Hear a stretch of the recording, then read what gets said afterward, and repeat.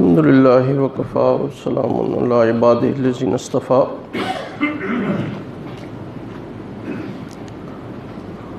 اما بعد فاعوذ باللہ من الشیطان الرجیم. بسم اللہ الرحمن الرحیم.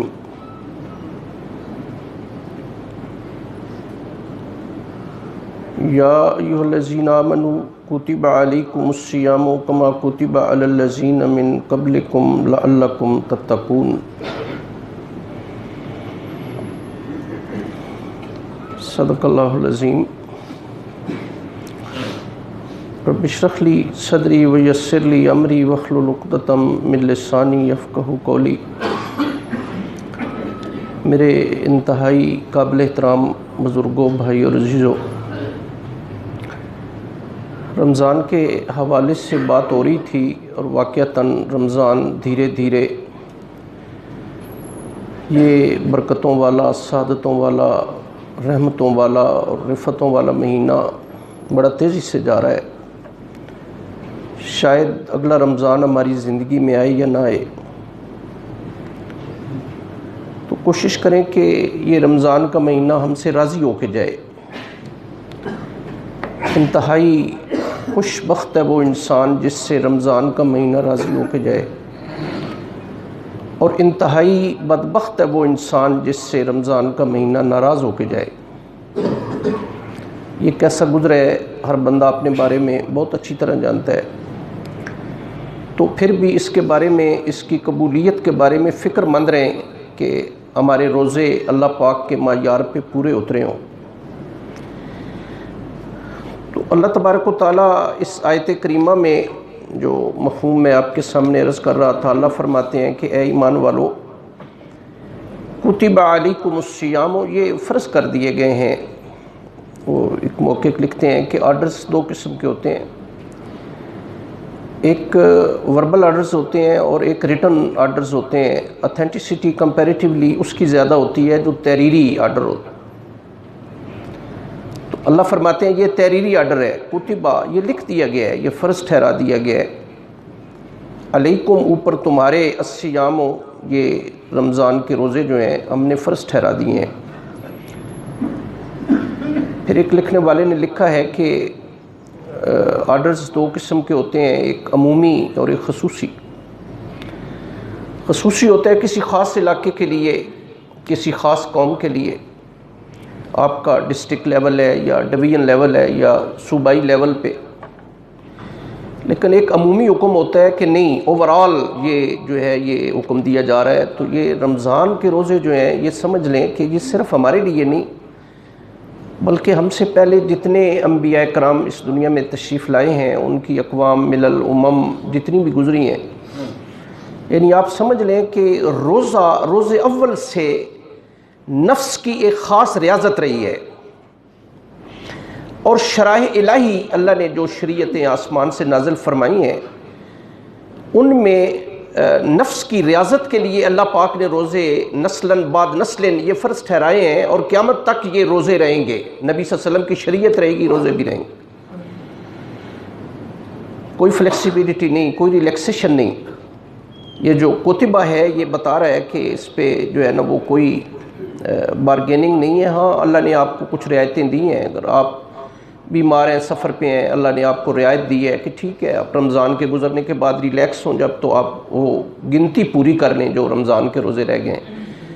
بلکہ میں آپ سے گزارش کروں گا، اللہ پاک مجھے بھی آپ کو توفیق دے کہ رمضان کے علاوہ بھی معمول بنا لیں.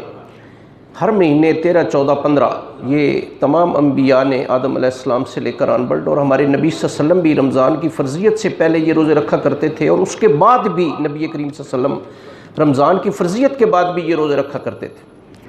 اور آج بھی جو بڑے صلحاء اور عابد قسم کے لوگ ہیں وہ آج بھی یہ روزے رکھتے ہیں، ایام 20 کے روزے. یہ روزہ جو ہے نا، سچی بات ہے کہ یہ روح کی عبادت ہے. یہ اللہ اور بندے کے درمیان آپ سمجھ لیں کہ ایک روحانی تعلق ہے. یہ روزہ جو ہے، اس سے آپ سمجھ لیں کہ روح کے چہرے روشن ہوتے ہیں، اور بہمی طاقتیں جو ہیں نا، جانوروں والی طاقتیں، وہ انہیں اللہ تبارک و تعالیٰ روزے کے ذریعے سے لگام دیتے ہیں. عبداللہ بن مسعود رضی اللہ تعالیٰ عنہ فرماتے ہیں کہ رسول اللہ صلی اللہ علیہ وسلم نے فرمایا کہ اے جوانوں کے گروہ ہو، اگر تم میں استطاعت ہو تو نکاح کرو، اور اگر استطاعت نہیں ہے تو پھر روزے رکھو۔ یہ روزہ انسان کے سرکش نفس کو لگام دینے کے مترادف ہے۔ یہ آپ سمجھ لیں کہ یہ ایک نفس کی خاص تربیت ہے، یہ روزہ جو ہے روزہ۔ بلکہ ایک محقق نے تو بڑی عمدہ بات لکھی ہے، وہ کہتے ہیں کہ مسلمان آدمی جو ہے نا وہ تو ہر روز روزے سے ہی ہوتا ہے۔ یہ بڑی گہری بات انہوں نے کی ہے کہ مسلمان آدمی ہر روز روزے سے ہوتا ہے۔ آنکھوں کا بھی روزہ ہوتا ہے، زبان کا بھی روزہ ہوتا ہے، کان کا بھی روزہ ہوتا ہے، ہاتھ اور پاؤں کا بھی روزہ ہوتا ہے جو مسلمان ہے۔ تو اس کا تو یہ رمضان اور غیر رمضان کا فرق ہی نہیں ہے۔ سچی بات یہ ہے، 5 نمازیں وہ سمجھتا ہے کہ رمضان میں بھی فرض ہیں، الحمدللہ عام دنوں میں بھی فرض ہیں۔ آنکھوں کا جھکانا رمضان میں بھی فرض ہے، لازم ہے، اور غیر رمضان میں بھی ہے۔ یعنی 365 دن کا اس کا ایک روزہ ہوتا ہے، اور وہ ہر روز روزے سے ہوتا ہے مسلمان آدمی یا مومن آدمی، جس سے اللہ خطاب فرما رہے ہیں نا، یا ایھا الذین آمنوا، اے ایمان والو۔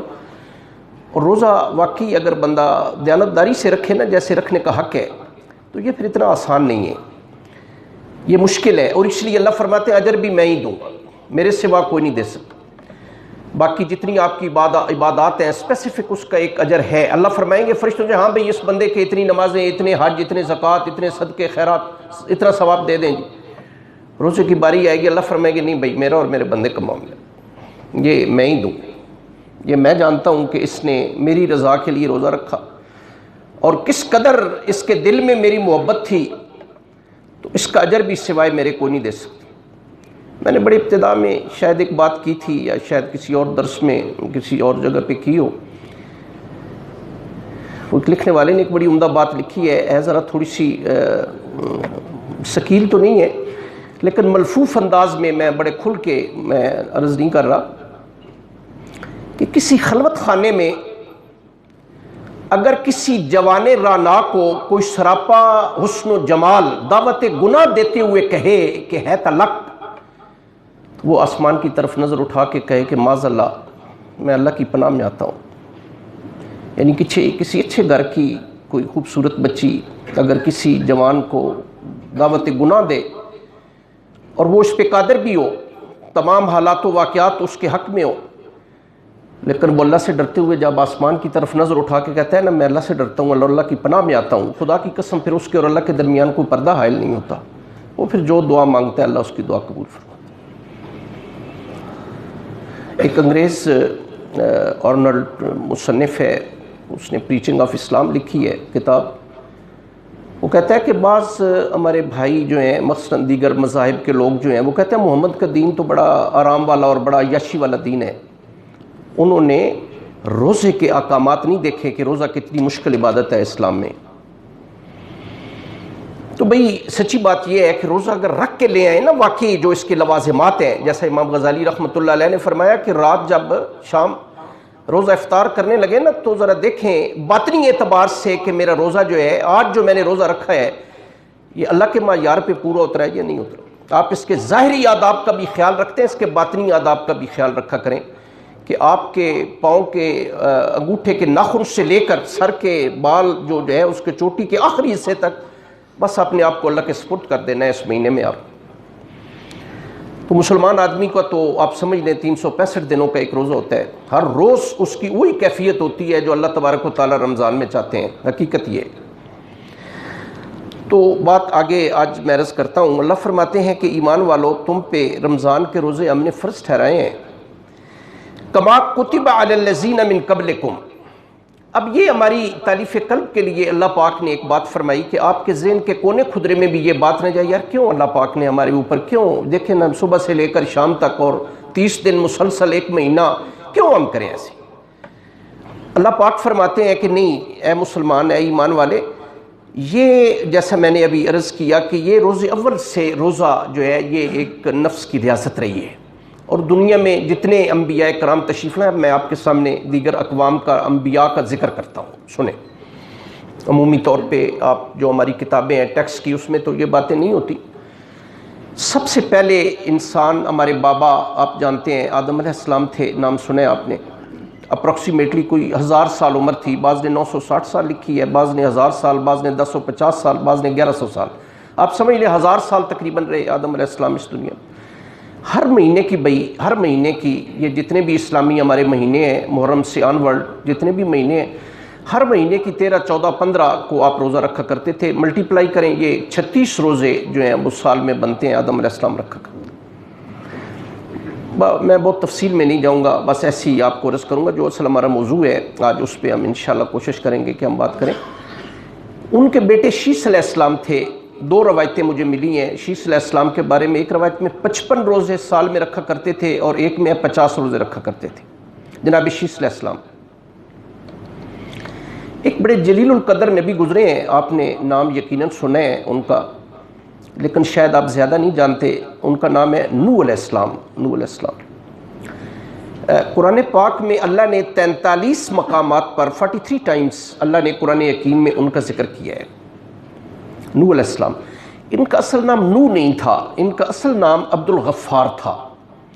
نوح زیادہ روتے تھے، زیادہ اپنی امت کی اس حالت زار پہ امت بڑی سرکش تھی۔ یقین کریں کہ اس قدر عجیب امت تھی آپ کی عمر نبیوں میں سب سے زیادہ عمر نوح علیہ السلام کی تھی، یعنی عبد الغفار جو ہیں ان کی عمر سب سے زیادہ تھی۔ 2 روایتیں میں عرض کر دیتا ہوں، دونوں بڑے محقق ہیں لکھنے والے۔ ایک کہتے ہیں 1240 سال آپ کی عمر تھی، ایک نے لکھے 1400 سال آپ کی عمر تھی، اور 950 سال کا ذکر تو قرآن حکیم میں ہے۔ اور یہ 950 سال اگر حوالہ دیکھنا چاہیں سورہ العنکبوت میں اللہ نے اس کا ذکر کیا ہے کہ 50 کم 1000 سال جناب نوح علیہ السلام نے دعوت و تبلیغ کا کام کیا۔ یہ دعوت ہے نا، یہ ہماری جو دعوت و تبلیغ ہوتی ہے، یہ 950 سال، 1 دن نہیں، 2 دن نہیں، 4 دن نہیں، یہ سروزہ نہیں، یہ چلہ نہیں، 950 سال آپ نے تبلیغ کا کام کیا۔ اور کبھی آپ ان کے بارے میں تھوڑا سا دیکھنا چاہیں تو سورہ ہود میں بھی تفصیل موجود ہے، اور کبھی آپ دیکھیں تو ان کے نام سے اللہ نے قرآن حکیم میں 29ویں پارے میں 2 رکوعات پر مشتمل ایک سورت موسوم کی ہے نوح علیہ السلام کے نام سے اللہ نے۔ اور اس میں پھر دیکھیں کہ نوح علیہ السلام ایلیگیشنز لگاتے چلے جاتے ہیں اپنی قوم پہ کہ یا الہ العالمین میں نے 1 دن نہیں، 2 دن نہیں، سال نہیں، 2 سال نہیں، 100 سال نہیں، 950 سال میں نے انہیں واز کیا ہے۔ یا اللہ بات نہیں مانی انہوں نے، میری بات نہیں مانی۔ یا الہ العالمین میں نے پوشیدہ بھی، علانیہ بھی، ڈنکے کی چوٹ بھی، یا اللہ دن کو بھی رات کو بھی جیسے آپ نے حکم دیا، جیسے انہوں نے چاہا میں نے آپ کا پیغام پہنچایا۔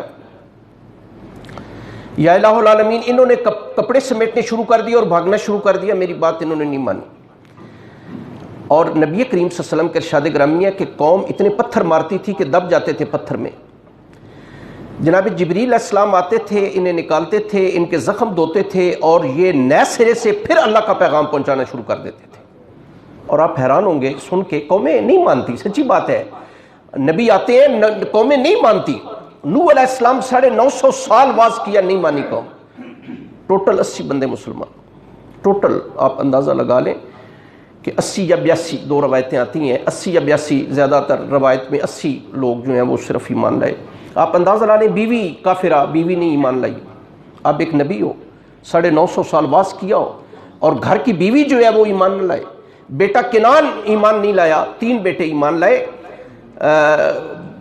ایک بیٹا جو ہے وہ بھی ایمان نہیں لایا، بیوی بھی ایمان نہیں لائی، اور پھر دونوں غرق ہو گئے جب اللہ پاک نے پھر اللہ نے عذاب بھیج دیا، عذاب بھیج۔ پھر جب قومیں نہیں مانتی نا جی، اور پھر قومیں چیلنج کر دیتی ہیں اللہ کو، تو پھر اللہ پکڑ لیتے ہیں، پھر اللہ چھوڑتے نہیں۔ سچی بات ہے، ان بطش ربک لشدید، نہ جا اس کے تحمل پر کہ بے ڈب ہے گرفت اس کی، ڈر اس کی دیر گیری سے کہ سخت ہے انتقام اس کا، وہ جب انتقام لینے پہ آتا ہے تو پھر نہیں چھوڑ۔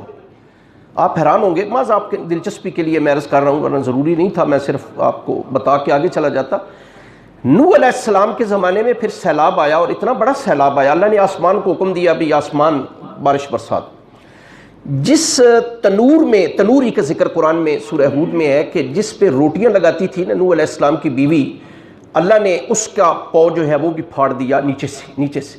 اب نیچے سے پانی، اوپر سے پانی، اور 40 دن پانی بغیر کسی توقف کے، ناٹ اے سنگل سیکنڈ، اتنا بھی فرق نہیں تھا۔ 40 دن اوپر سے بھی پانی برستا رہا، نیچے سے بھی زمین جو ہے، آپ یہ سمجھ لیں کہ میں مثال دے رہا ہوں، ویسے تو جودی پہاڑ ہے، یہ کیٹو پہاڑ آپ کا جو ہے اس سے بھی 30 فٹ پانی اوپر چلا گیا، اندازہ لگا لیں آپ۔ اور قومیں اتنی ڈھیٹ ہوتی ہیں. میں پڑھ رہا تھا ایک عالم نے اپنے مواعظ میں سورہ نوح کے حوالے سے لکھا ہے کہ نوح علیہ السلام نے ایک عورت، جوان عورت ہے، اس کا دودھ پیتا بچہ، اسے کہا کہ آخری وقت ہے، سیلاب آ رہا ہے تو ایمان لے آؤ. کہنے لگی نہیں نوح میں تو ایمان نہیں لاؤں گی. ادھر بارش برس رہی، آپ اسے دعوت دے رہے ہیں. دائی جو ہے نا وہ تو ہر وقت اس کوشش میں ہوتا ہے کہ ایک بندہ جو ہے وہ اللہ کی طرف آنے والا ہو جائے اور اللہ کے عذاب سے بچنے والا ہو جائے. انہوں نے اسے دعوت لیکن کہتی ہے میں نہیں مانتا. نبی کریم صلی اللہ علیہ وسلم اور نوح علیہ السلام نے پھر دعا وہ کی تھی، قال نوح رب لا تذر علی الارض من الکافرین دیارا انک انتظارهم یضلوا عبادک ولا یلدوا الا فاجرا کفارا. یا اللہ میری گزارش ہے. نوح علیہ السلام آپ دیکھیں نا، وہ بہت لمبی ہو جائے گی. 2 رکوعات میں نوح علیہ السلام فرد جرم عائد کرتے جا رہے ہیں اپنی قوم پہ. یا اللہ انہوں نے یہ کیا، یا اللہ انہوں نے یہ کیا، یا اللہ انہوں نے میری بات نہیں مانی، یا اللہ میں نے علانیہ پوشیدہ ہر اعتبار سے آپ کا پیغام پہنچایا، انہوں نے بات نہیں مانی. یا اللہ میری یہ گزارش ہے، گزارش سنیں آپ نبی کی. کیا نبی کہہ رہے ہیں؟ نبی کہہ رہے ہیں یا اللہ ان میں سے ایک بندہ بھی زندہ نہیں رہنا چاہیے. بات ختم نہیں ہوئی. کہنے لگے یا اللہ رات کو پیدا ہونے والا بچہ بھی زندہ نہ رہنے دینا، وہ بھی بڑا ہو کے تیرا نافرمان بنے گا. یہ جو آیت میں نے آپ کے سامنے پڑھی، دیکھیں آپ رونگٹے کھڑے ہو جاتے ہیں. نوح علیہ السلام کی وہ جو 2 رکوعات ہیں. تو میرے بھائیوں عزیزو، بات میں عرض کر رہا تھا کہ نوح علیہ السلام نے پھر یہ بددعا فرمائی کہ یا الہ العالمین غرق کر دے، تباہ و برباد کر دے. بیٹے کو کہا میرے بیٹے مہربانی کرا، سیلاب آ رہا ہے. بیٹے نے کہا نہیں ابا جان میں پہاڑ پہ چڑھ جاؤں گا، یہ پانی جو ہے یہ کتنے پانی ہوگا. اللہ فرماتے ہیں وحال بینہم الموج فکان من المغرقین. بات ہو رہی تھی، ایک موج آئی، بیٹے کو جو ہے وہ غرق کر کے لے گئی. صاف ظاہر ہے شفقت پدری، وہ جوش میں آئی. اللہ بیٹا تھا میرا. اللہ پاک نے جو الفاظ فرمایا خدا کی قسم میں ترجمہ بھی نہیں کر سکتا آپ سے، جو اللہ نے اپنے نبی سے یا نوح انہ لیس من اہلک انہ عمل غیر صالح فلا تسألنی ما لیس لک بہ علم انی اعظک ان تکون من الجاہلین. یہ ترجمہ خود آپ گھر جا کے دیکھ لیں، سورہ ہود ہے 12واں پارہ ہے.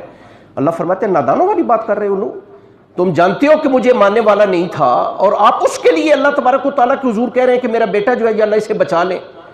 بہرحال بیٹا غرق ہو گیا. تو کہنے کا مقصد یہ ہے، رسول اللہ صلی اللہ علیہ وسلم فرماتے ہیں کہ اللہ نے بچانا تھا تو اس عورت کے اس بچے کو بچاتے. وہ میں جو بات عرض کر رہا تھا، دودھ پیتا بچہ.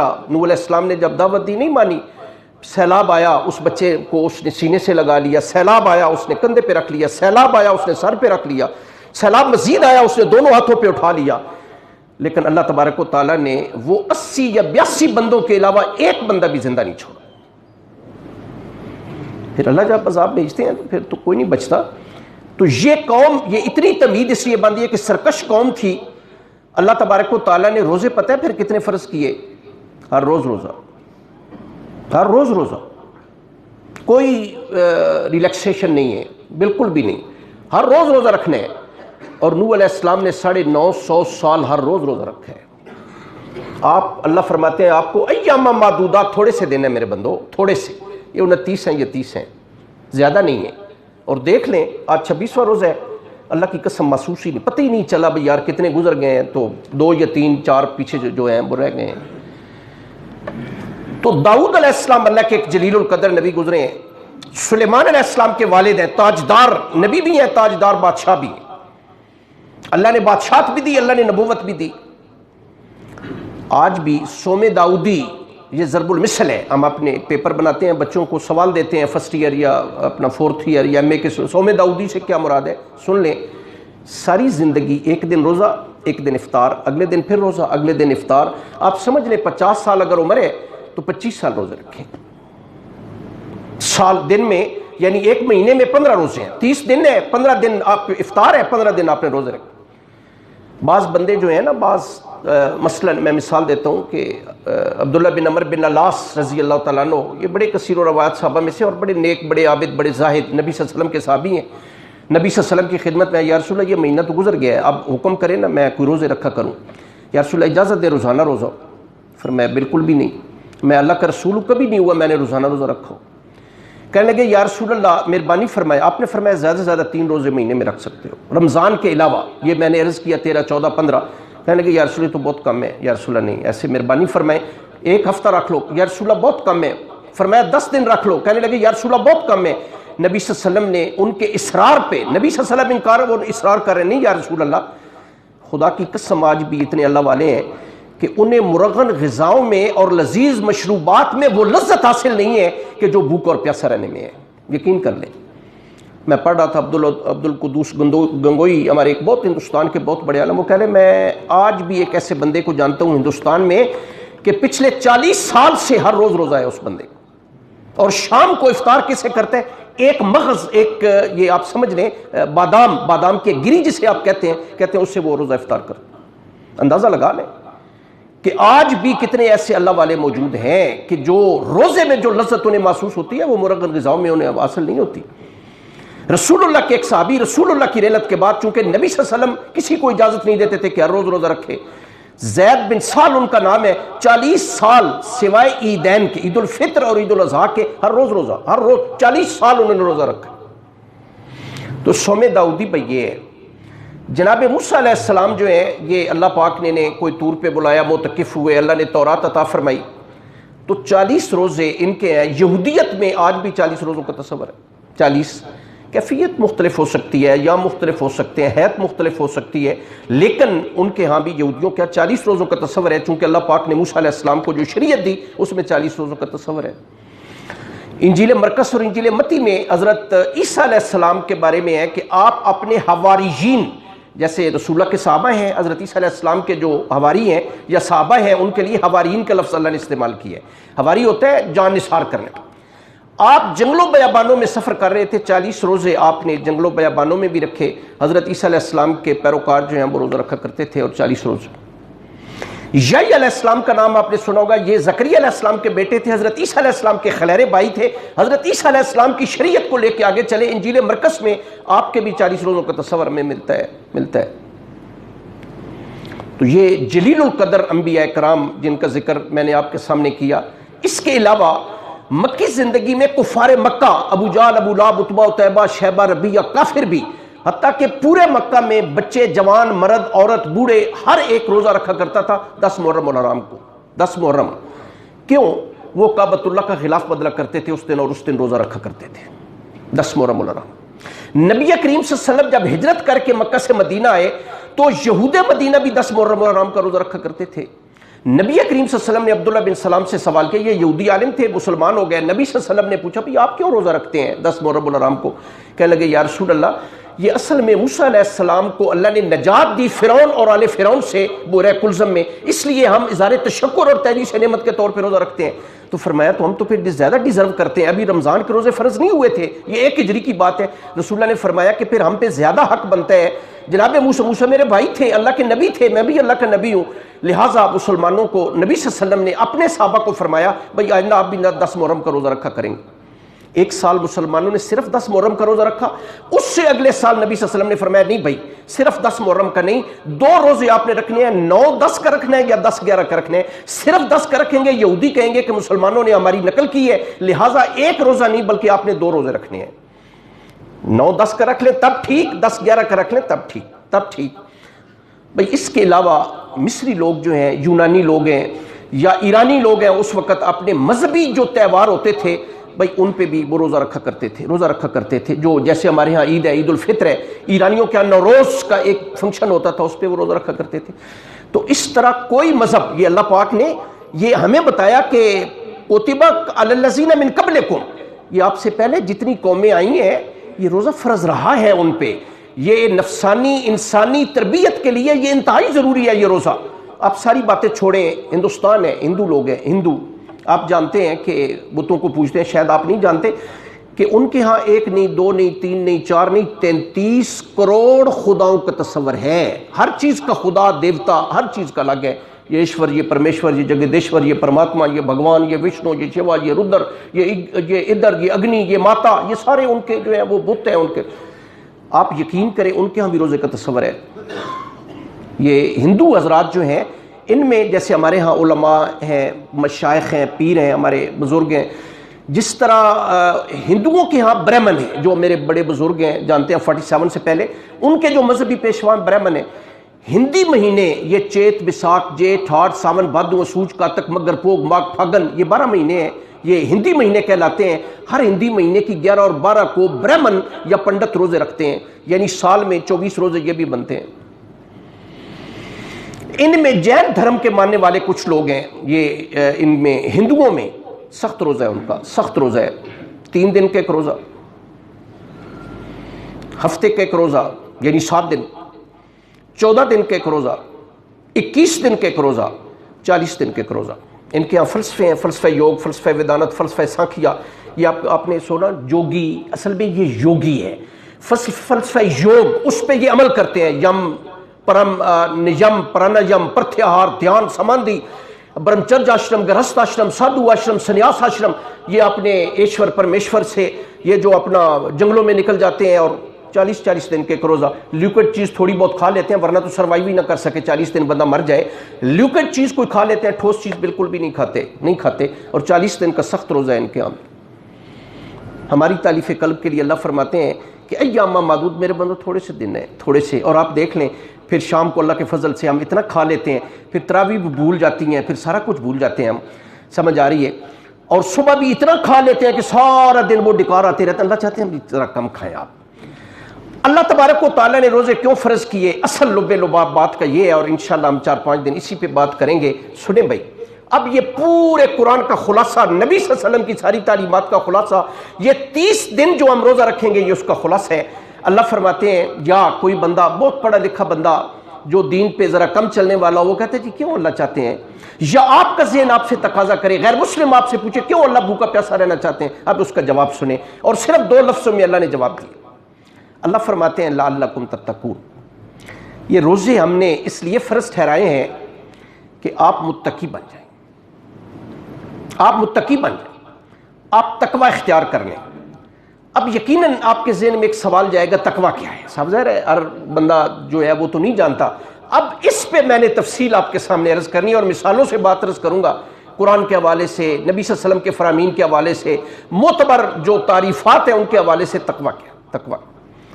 ایک سوال اگر آپ مجھ سے کریں، عموماً بچے اساتذہ سے سوال کرتے ہیں، اگر سوال کریں کہ پورے قرآن کا خلاصہ علامت سے لے کر والناس تک، نبی صلی اللہ علیہ وسلم کی 23 سالہ بعد از نبوت یا بعد از بعثت 23 سالہ تعلیم کا خلاصہ، بھئی ہمارے پاس زیادہ ٹائم نہیں ہے، ایک جو لفظ ہے اس میں بتا دیں، خدا کی قسم وہ لفظ تقوی ہے، ایک لفظ۔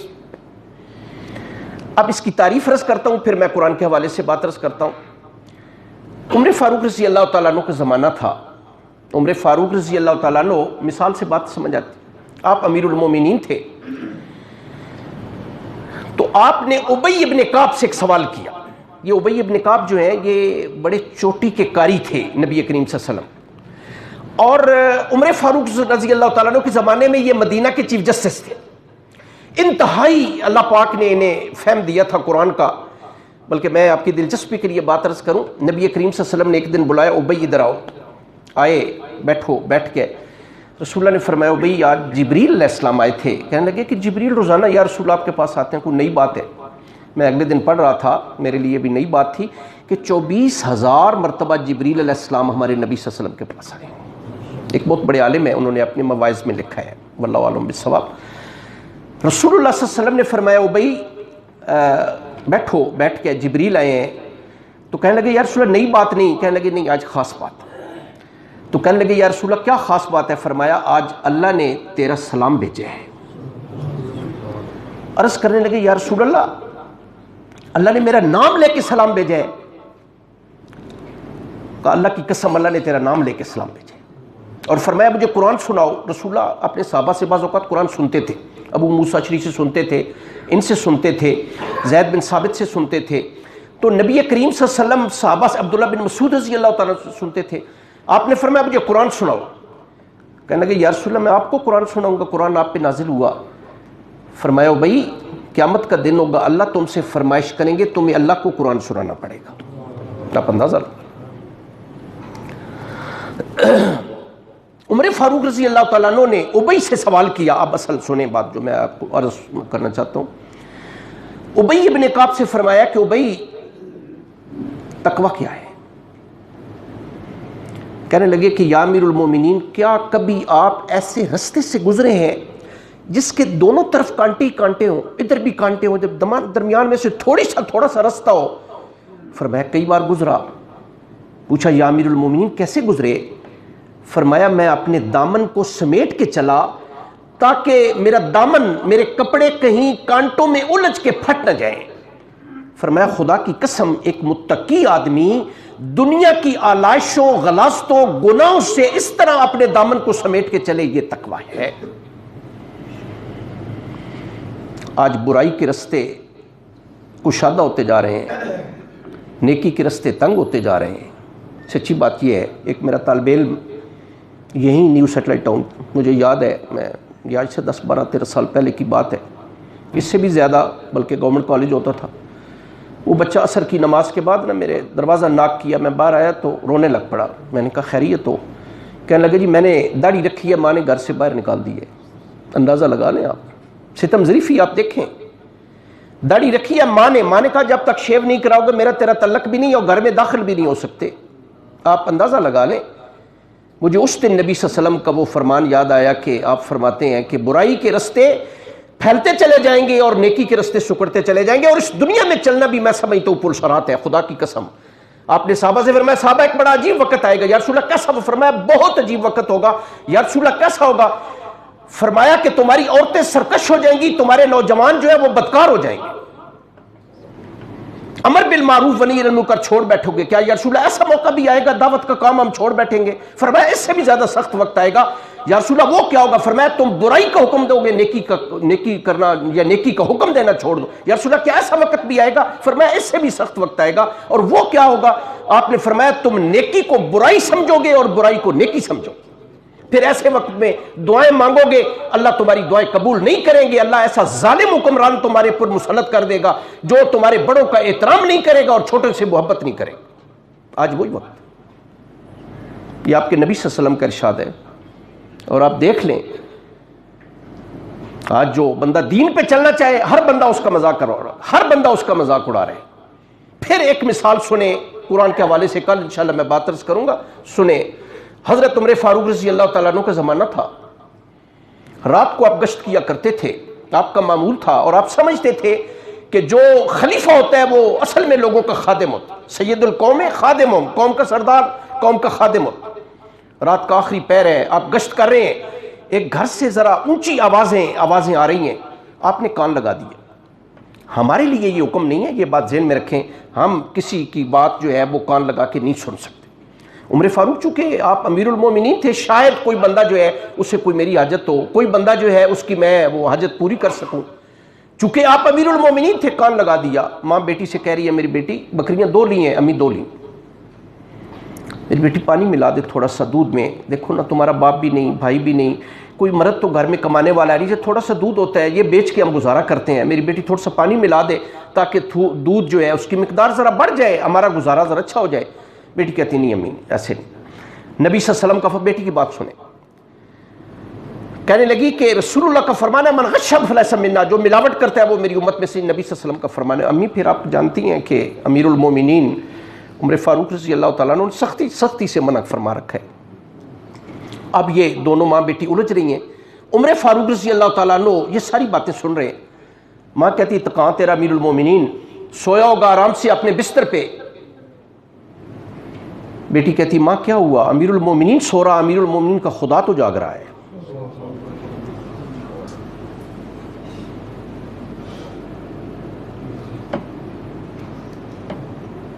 یہ تقویٰ ہے۔ امیر المومنین کہتے ہیں خدا کی قسم میں پھڑک اٹھا اس بچی کی بات سن کے، یہ ایمان اس بچی کا۔ بات ختم نہیں ہوئی۔ صبح کی نماز کے بعد بیٹوں کو بلا لیا، بیوی عاتقہ تھی اسے بلا لیا، اسے کہا بھی جاؤ فلاں محلے میں ایک بیوہ عورت رہتی ہے اسے بلا لاؤ۔ کسی خادم کو بھیج دیتے، خادمہ کو بھیج دیتے، نہیں بھیجا، اس وقت کی خاتون اول اسے بھیجا، جاؤ اس عورت کو بلا لاؤ۔ عزت افزائی دیکھیں آپ۔ بیٹوں کو بلا کے کہا میرے بیٹوں میں تو بوڑھا ہو گیا ہوں، شادی کی حاجت نہیں ہے، ایک رشتہ بہت اچھا ہے، آپ اور ہم بھی رشتے دیکھتے ہیں۔ والد صاحب کیا کرتے ہیں جی فلاں محکمے تھے، اوہ ماشاءاللہ فلاں محکمہ جو ہے اس میں تو حاذا من فضل ربی تو بہت ہے، بڑا حرام کا پیسہ ان کے پاس ہے۔ رشتہ دیکھیں، اب تقویٰ دیکھیں۔ امیر المومنین عمر فاروق رضی اللہ تعالیٰ میرے بیٹوں رشتہ بہت اچھا ہے۔ اسی اسلام میں عورت آ گئی، آپ اٹھے, آپ نے اپنی چادر بچھا دی, میری بہن تشریف رکھیں, بٹھایا اس عورت کو, وہ کانپ رہی ہے. امیر المومنین کا کوڑا بڑا مشہور تھا, بڑے سخت تھے. تو آپ نے اس عورت سے پوچھا, امیر المومنین نے, میری بہن آپ نے کہیں بچی کی کوئی رشوت وغیرہ جو نسبت ہوتی ہے منگنی وغیرہ کوئی طے کر دی ہو؟ عورت رو پڑی اور کہنے لگی, امیر المومنین بیوہ عورت ہوں, میرا خامد بھی نہیں, بھائی بھی نہیں, بیٹا بھی نہیں, اور کوئی مرد بھی نہیں ہے, میرے پاس تو دولت ہی نہیں ہے جو میں جہیز کی صورت میں اپنی بیٹی کو دے سکوں. امیر المومنین بھی رو پڑے. آپ نے فرمایا, میری بہن جو دولت تیری بیٹی کے پاس ہے پورے مدینہ میں بمے عمر کے کسی کے پاس بھی نہیں ہے, اور وہ تقویٰ والی دولت, تقویٰ والی. ہم اپنے دل پہ ذرا ہاتھ رکھیں, دیکھیں کیا ہمارے پاس یہ دولت ہے کہ میرا اللہ مجھے دیکھ رہا ہے, میرا اللہ میرے ساتھ ہے. ہر وقت اللہ کو حاضر و ناظر سمجھنا, اور یہ سمجھنا کہ میرا اللہ واقعی میرے ساتھ ہے, میری ایک ایک حرکت میرا اللہ نوٹ کر رہا ہے. ان ربک لبالمرصاد, میں اللہ کے نشانے پہ ہوں. یہ تقویٰ ہے, اللہ کی عظمت دل میں ہو, اللہ تبارک و تعالیٰ کا حاضر و ناظر ہونا کہ اللہ تبارک و تعالیٰ میری شارک سے زیادہ قریب ہے اور اللہ پاک مجھے دیکھ رہے ہیں. میرا اٹھا ہوا قدم کہیں اللہ ناراض تو نہیں ہو جائیں گے, میری زبان سے نکلا ہوا لفظ کہیں اللہ اور اللہ کا رسول ناراض تو نہیں ہو جائیں گے. یہ تقویٰ ہے. اور یہ دولت اگر ہمارے پاس ہے تو نور اللہ نور, اور اگر نہیں ہے تو اللہ ہم میں رمضان کے حوالے سے یہ پیدا کرنا چاہتے ہیں. بہت ساری مثالیں اور بہت ساری تعریفات انشاءاللہ کل میں عرض کروں گا. اللہ آپ کو مجھے عمل کی توفیق نصیب فرمائے. اللہم صلی علی محمد وعلی آل محمد کما صلیت علی ابراہیم.